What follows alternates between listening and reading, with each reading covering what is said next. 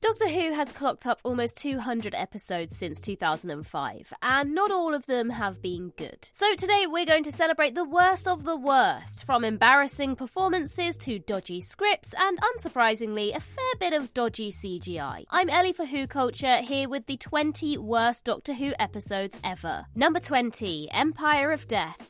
Russell T Davies's series finales have always been hit or miss. The Parting of the Ways and Doomsday were excellent, but Last of the Time Lords was all over the place. So there's almost something nostalgic about Empire of Death, Russell T Davies's first season finale since 2008, being the very worst one he's ever written. Structurally, it's a mess. We witness all of UNIT dying in the opening minutes, so we never for a moment think that anyone is truly dead. And then there's all that business with finding a spoon to power a TV so the Doctor, Mel and Ruby can basically sit down and watch Pyramids of Mars. And let's not even get started on the whole Ruby's mother situation again. It's more like a bunch of scenes hastily strung together than a coherent episode of Doctor Who.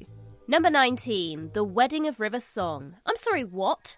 Can I just let the record show I disagree with this entry entirely, and I'm only saying the words because I have to and it's my job. But Ellie does not agree. Right, now that that's cleared up, from The Big Bang to The Doctor Falls, Stephen Moffat finales are generally stunning character studies that put everyone through the emotional ringer while the universe falls apart. The opening minutes of The Wedding of River Song, where the barriers between past, present and future have broken down, sets the Series 6 finale up to be just that. And yet, it can't quite stick the landing. The marriage of the Doctor and River bringing reality back together again doesn't make a lick of sense. Yes, it does. And the Doctor using the Tesselector to avoid his execution is such an obvious resolution that you wonder what everyone was worrying about in the first place. Okay, fair enough, I'll give you that one. Worse still, there's so much strange and random stuff happening throughout that it's tough to connect with the episode emotionally, as we're whisked from giant chessboards to pyramids and pulled between the past and the present constantly. The potential was clearly there, but it doesn't quite gel. Number 18, Planet of the Dead.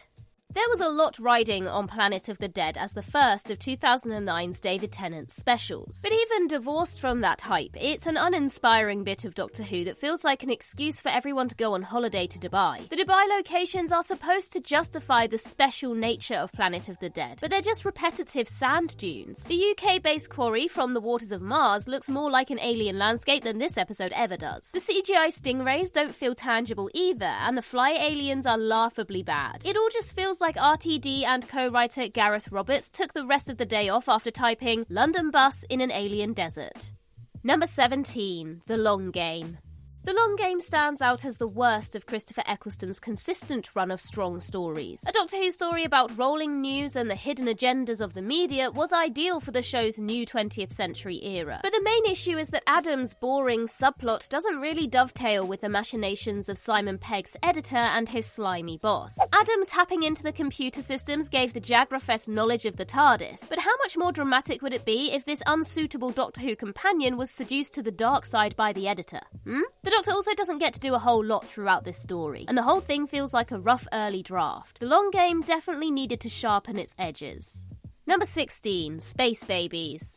Whatever the truth of the concerns about Doctor Who's ratings on Disney+, Space Babies can't have helped matters. Quite why Russell T Davies launched his bold new era of Doctor Who from inside a manky old space station staffed by talking babies is anyone's guess. It's got mid-season filler written all over it, and yet it was chosen to launch a reduced season of Doctor Who. If Space Babies had been episode 7 in a 10-episode season, we'd perhaps all look on it a bit more favourably. But compare this to some of our recent series openers, the Halloween Apocalypse or Spyfall or the pilot. Against those, Space Babies feels incredibly regressive, which isn't a great look for Doctor Who's Disney Plus era. Number 15, The Caretaker. Is What If the Doctor Was a Janitor a great pitch for a Doctor Who story? No. Does it at least have a memorable alien threat? Again, no. Does it at least have a likeable cast of human characters for our alien janitor to interact with? Well, it depends on your view of Danny Pink and Courtney, so also no. There are definitely some fun moments, but the crucial issues with The Caretaker is that it doesn't know what it wants the Doctor and Clara's relationship to be. Is he a jealous suitor or a disapproving father figure? Weirdly, Capaldi is given both to play, which only adds to The Caretaker's muddled tone. Number 14, New Earth. New Earth makes sense as David Tennant's first series opener. Keep it fun and snappy and bring back the face of Bo and Cassandra to further emphasise that this is just Christopher Eccleston with a new face. But why on Gallifrey did it have to be so bad? There's a dark satire about privatised healthcare in New Earth, but for some reason it's reduced to a subplot in a campy body swap comedy that's stretched to breaking point. Yes, Billie Piper and David Tennant are very funny playing Cassandra, but that doesn't mean you have to dedicate the rest of the episode to alternating between their performances. Ultimately, nobody watching New Earth is having as much fun as Russell T Davies was clearly having writing it. Number 13, The Rings of Akhaten.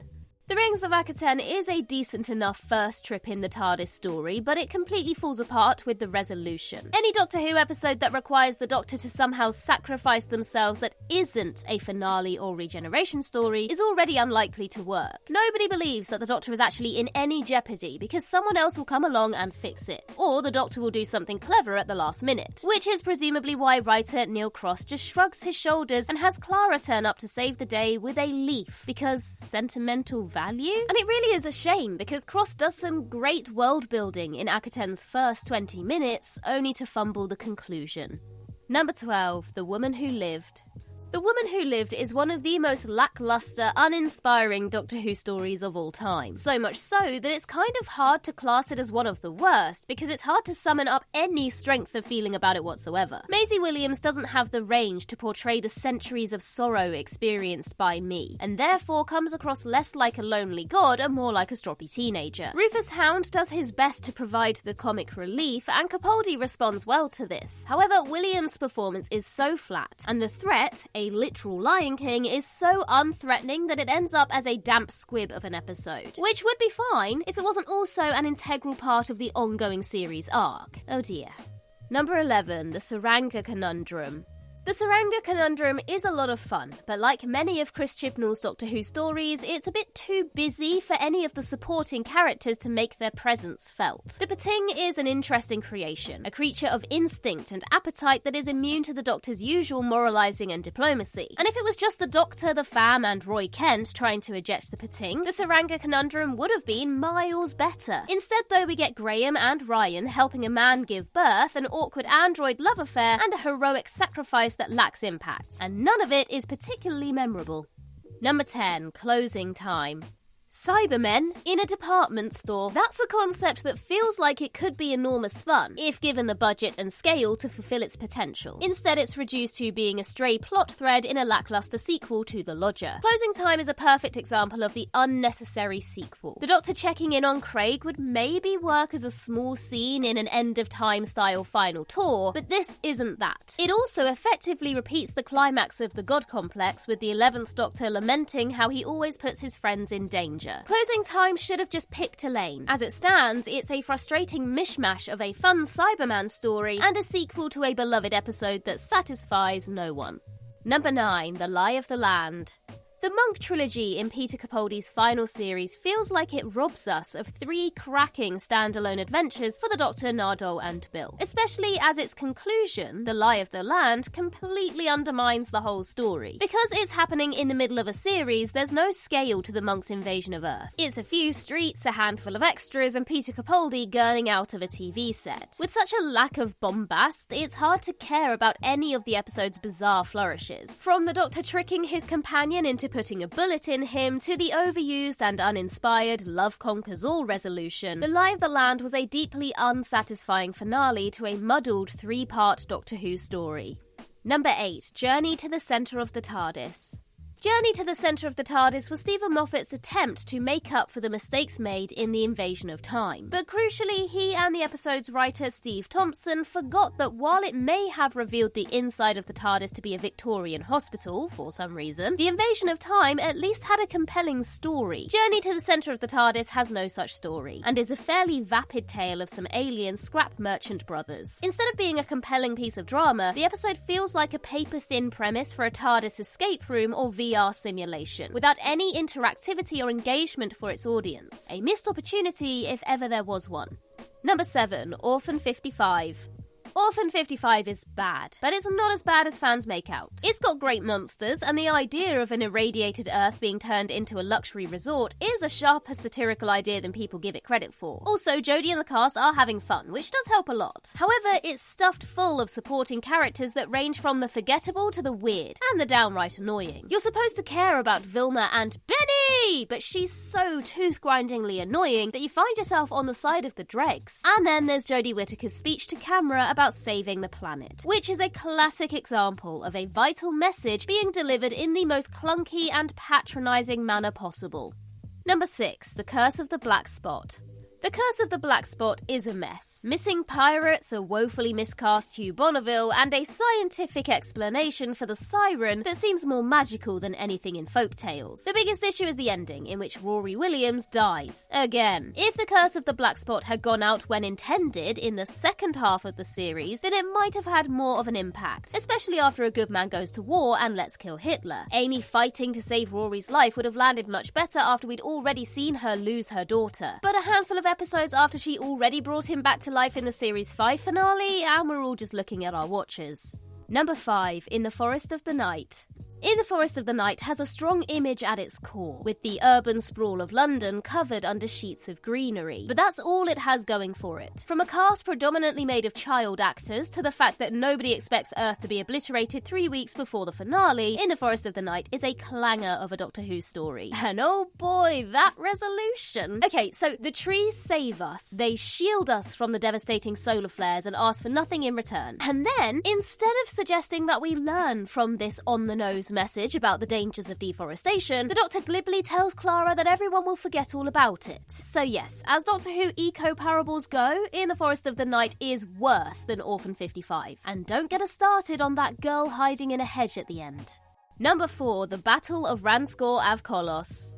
The main thing that separates Russell T Davies and Chris Chibnall as Doctor Who showrunners is that when a Chibnall first draft goes before camera, he has the good grace to apologise. Russell T Davies, on the other hand, boasts to Alan Yentob about how his first drafts are final drafts, thereby explaining all the issues with Empire of Death. The Battle of Ranskoor Av Kolos is not offensively bad. Well, besides the bit where the Doctor doesn't chastise the religious extremists for destroying 5 innocent planets. It's just really, really dull. The conflict between Graham and the Doctor over what to do with Tim Shaw could have really lifted this above its dreary plot, but unfortunately Chibnall never had enough time to sharpen it into impactful drama. Number 3, Nightmare in Silver. Nightmare in Silver is a garish fairy tale with a cast of irritating, supporting, quirky characters and some stroppy kids. To make matters worse, it also features a terrible upgrade for the Cybermen. These sleek and speedy Iron Men are nowhere near as cool as Nightmare in Silver thinks they are, and ultimately that's the biggest failure of the episode, which you could forgive if it had likeable characters and a strong Matt Smith performance, instead of having, Matt Smith's 2 worst performances in his entire run. God bless Jenna Coleman for trying her best to upgrade such a narratively defunct script with the episode's only charismatic performance. Number 2, Legend of the Sea Devils. With the recent announcement that the war between the land and the sea will repeat the same old story of sea devils versus humanity, you have to hand it to Legend of the Sea Devils for trying something different. A big swashbuckling pirate adventure with sea devils could, nay should, have been perfect Easter bank holiday fare. Instead it was a confusing, choppy mess of an episode that is among the most inept hours of Doctor Who ever made. The transition from the practical effects to the CGI is shockingly bad, particularly the sea devil leaping onto its ship, and the story's resolution is muddled and confused to the point that it's genuinely difficult to understand what the hell is actually happening. Still, John Bishop dressed as a pirate was a good laugh. Number 1, Fear Her. Fear Her is the worst Doctor Who episode of the modern era, largely because it takes a decent concept and completely and utterly fumbles the execution. This is Doctor Who at its most CBBC level childishness, which wouldn't be as big a problem if it didn't also have some of the darkest subject matter of any episode in the entire 60-year history of the show. This is a Doctor Who episode about domestic abuse that isn't given an ounce of gravitas. Instead, we get David Tennant eating marmalade from the jar, laughable whisper acting, and the skin-crawlingly irritating fingers-on-lips scene, with direction as flat as one of Chloe Webber's drawings. And there you have it. Now, those are our thoughts, but for more of their community consensus, why not check out the 10 worst Doctor Who episodes according to you? In the meantime, I've been Ellie for Who Culture, and in the words of Riversong herself, goodbye, sweeties.